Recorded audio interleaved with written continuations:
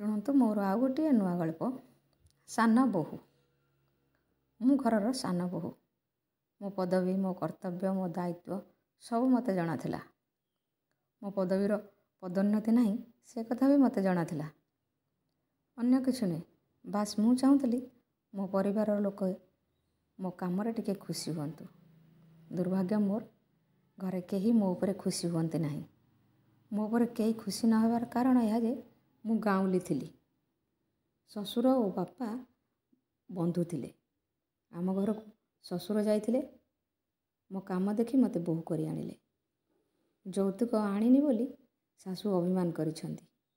ମୋ କହିବା ଶୈଳୀ, ବସିବା ଶୈଳୀ, ଉଠିବା ଶୈଳୀ, ଖାଇବା ଶୈଳୀ ସବୁ କାହାକୁ ପସନ୍ଦ ହେଉନାହିଁ। ତେଣୁ ମୋତେ କେହି ଘରର ବୋହୂ କ'ଣ, ସାମାନ୍ୟ ସଦସ୍ୟ ବୋଲି ବି ମାନିବାକୁ ପ୍ରସ୍ତୁତ ନୁହନ୍ତି, ଶ୍ୱଶୁରଙ୍କ ବ୍ୟତୀତ।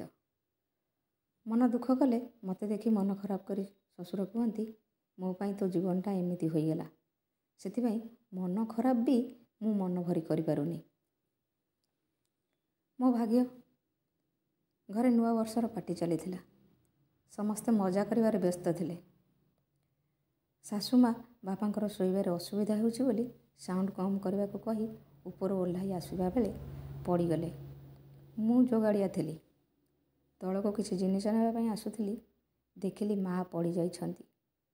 ମୁଣ୍ଡ ଫାଟି ରକ୍ତ ବାହାରୁଛି। ମା'ଙ୍କୁ ଧରି ଜୋରରେ ସମସ୍ତଙ୍କୁ ଡାକିଲି। ମୋ କଥା କିଏ କେଉଁଠି ଶୁଣନ୍ତି ଯେ ଆଜି ଶୁଣିବେ। ଏକା ଏକା ମା'ଙ୍କୁ ଧରି ଡାକ୍ତରଖାନା ଆଣିଲି। ଘର ଗାଡ଼ିରେ ସିନା ଚାଲି ଆସିଲି, ଟଙ୍କା କେଉଁଠୁ ଆଣିବି? ଦୀପକଙ୍କୁ ଫୋନ୍ କଲି, ସେ ଧରିଲେ ନାହିଁ। ଶ୍ୱଶୁରଙ୍କୁ ଫୋନ୍ କଲି, ବୋଧହୁଏ ସବୁଦିନ ପରି ନିଦ ବଟିକା ଖାଇ ଶୋଇପଡ଼ିଛନ୍ତି।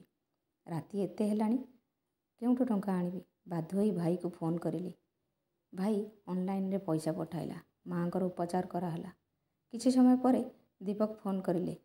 ଭାବିଲି ଉଠେଇ ପାରିନଥିଲେ ବୋଲି ବୋଧହୁଏ ବୁଝିବେ କାରଣ କ'ଣ ବୋଲି। ମୁଁ କିନ୍ତୁ ସମ୍ପୂର୍ଣ୍ଣ ଭୁଲ ଥିଲି। ପାର୍ଟି ଏବେ ସରିଲା। ସକାଳ 4ଟା ହେଲାଣି। ମୁଁ ଘରେ ନାହିଁ, କେଉଁଠି ଅଛି, କ'ଣ କରୁଛି ସେ କଥା ନ ପଚାରି ମୋ ସ୍ୱାମୀ ମୋତେ ଗାଳି କରୁଛନ୍ତି। କ'ଣ ପାଇଁ ରାତି 12ଟା ବେଳେ ତାଙ୍କୁ ମୁଁ ଫୋନ୍ କରି ଡିଷ୍ଟର୍ବ କରୁଥିଲି ବୋଲି। ମୁଁ ତଥାପି ତାଙ୍କ ପାଖରେ ରହିଛି। ଏହାଠାରୁ ଯନ୍ତ୍ରଣାଦାୟକ କଥା କିଛି ଥାଇପାରେ?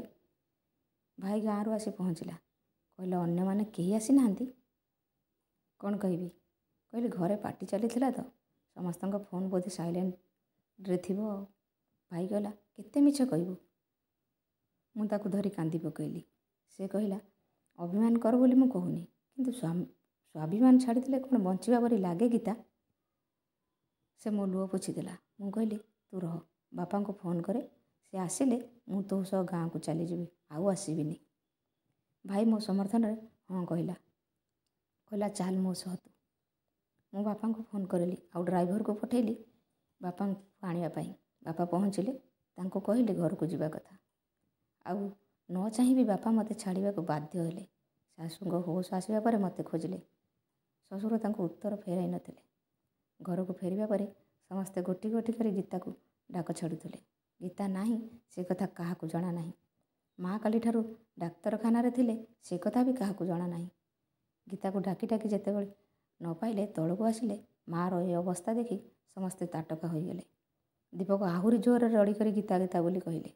ବାବା ଗୋଟିଏ ଚାପୁଡ଼ା ଲଗାଇ ଦେଇ କହିଲେ, କାଲି ରାତିରେ ମା' ସିଲରୁ ପଡ଼ିଯାଇ ମୁଣ୍ଡ ଫାଟିଗଲା। ଗୀତା ସମସ୍ତଙ୍କୁ ଡାକିଲା, ତା କଥା କେହି ଶୁଣିଲ ନାହିଁ। ହସ୍ପିଟାଲରୁ ଫୋନ୍ କଲା ଟଙ୍କା ପାଇଁ। ଅପଦାର୍ଥ, ତୁ ଫୋନ୍ ବି ଧରିଲୁ ନାହିଁ। ପାର୍ଟି ସରିଲା ପରେ ସେ ଘରେ ନାହିଁ ସେ ଚିନ୍ତା ନାହିଁ, ଓଲଟି ତାକୁ ଗାଳି କରିଲୁ। ଧିକ୍କାର ମୋ ସଂସ୍କାରକୁ, ଧିକ ମୋ ବାବୁ ପଣିଆକୁ। ମୁଁ ନ ମରି ବଞ୍ଚିଛି କାହିଁକି? ତମେ ଏବେ ରେଡ଼ି ହୁଅ ପ୍ରତିମା। ଏମାନଙ୍କ ପାଖରେ ରହିଲେ କେଉଁଦିନ ଆମେ ମରି ଶୋଇଥିବା ଏମାନଙ୍କୁ ଜଣା ନଥିବ। ଆମେ ସଢ଼ିକି ଗନ୍ଧ ହେଲେ ବି ସେମାନେ ଶୁଙ୍ଘିକି ଅଳିଆ ଉଠାଳିକୁ ଡାକି ଆମ ମଲା ଖବର ଜାଣିବେ। ସମସ୍ତେ ତଳକୁ ମୁହଁ କରି ଠିଆ ହୋଇଥିଲେ। ମା' ବି କାନ୍ଦୁଥିଲେ। କହୁଥିଲେ, ମୁଁ ବି ଗୀତା ପ୍ରତି ବହୁତ ଅନ୍ୟାୟ କରିଛି। ମୋତେ ଗୀତା ପାଖକୁ ନେଇ ଚାଲ, ମୁଁ ତାକୁ କ୍ଷମା ମାଗିବି। ସମସ୍ତେ ବାହାରି ଆସିଲେ। ଶ୍ୱଶୁରଙ୍କ ଭୁଲ ମାଗି ଗୀତା ଘରକୁ ବାହାରିଲେ। ଗୀତା ଘରେ ସମସ୍ତଙ୍କୁ ଭୁଲ ମାଗି ଗୀତା ପାଖରେ ସମସ୍ତେ ପହଞ୍ଚିଲେ। ଗୀତା ଶୋଇଥିଲା। ସମସ୍ତେ ହାତ ଯୋଡ଼ି ସେଠି ଠିଆ ହୋଇଥିଲେ। ଗୀତାକୁ ତା ଭାଇ ଯାଇ ଉଠାଇଲା। ଗୀତା ନିଦରେ କହିଲା, ରହ ଭାଇ, ଆଉ ଟିକିଏ ଶୋଇବାକୁ ଦେ। ସେଠି ଦୀପକଙ୍କ ଭୟରେ ଠିକରେ ଶୋଇ ବି ପାରେନା। ଏଠି ତ ଟିକେ ଶୋଇବାକୁ ଦେ। ଭାଇ କହିଲା, ଆରେ ଉଠି ଦେଖ, ଦୀପକ ତତେ ଏଠି ବି ଉଠାଇବାକୁ ଆସିଛନ୍ତି। ଧଡ଼ପଡ଼ ହୋଇ ଉଠି ବସିଲି। କହିଲି, ସରି। ସମସ୍ତଙ୍କୁ ହାତ ଯୋଡ଼ି ଠିଆ ହେବାର ଦେଖି କହିଲି, କ'ଣ ହେଲା, ଏମିତି କାହିଁକି ଠିଆ ହୋଇଛନ୍ତି? ମା' ଆପଣ କ'ଣ ପାଇଁ ହାତ ଯୋଡ଼ିଛନ୍ତି? ଆପଣମାନେ ସମସ୍ତେ ବଡ଼, ହାତ କ'ଣ ପାଇଁ ଯୋଡ଼ିଛନ୍ତି? କୁହନ୍ତୁ କ'ଣ କହିବେ? ମା' କହିଲା, ତୁ ଚାଲ ଆମ ସାଥିରେ। ମା' କହିଲେ, ତୁ ଚାଲ ଆମ ସାଥିରେ। ଟିକିଏ ସମୟ ଚୁପ୍ ରହି କହିଲି, ମା' ଆଜି ଆସିଛି, 2 ଦିନ ରହିଯିବି। ସେଠି ଆପଣଙ୍କ ପୁଅଙ୍କ ଡରରେ କୌଣସି ଗୋଟିଏ ଦିନ ବି ମୋ ନିଦ ପୁରା ହୋଇନି। ସମସ୍ତେ ହସିଲେ। ଦୀପକ ମୋ ପାଖକୁ ଆସି କହିଲେ, ସରି, ଆଉ କେବେ ସେମିତି କରିବିନି, ଚାଲ ମୋ ସହ। ମୁଁ ତାଙ୍କୁ ଚାହିଁଲି। କହିଲି, ତମ ସାଥିରେ ଯିବିନି। ତମେ କଥା କମ୍ କୁହ, ଗାଳି ବେଶୀ କର। ତମେ ଯାଅ, ମୁଁ ଭାଇ ସାଥିରେ ଯିବି। ଦୀପକ ମୋ ହାତକୁ ଧରି କହିଲେ, ମୋର ଭୁଲ ହୋଇଯାଇଛି, ପ୍ଲିଜ୍ ମୋତେ କ୍ଷମା କରି ମୋ ସାଥିରେ ଚାଲ। କହିଲେ, ଗାଡ଼ିରେ ଶୋଇକି ଗଲେ କିଛି କହିବ ନାହିଁ ତ?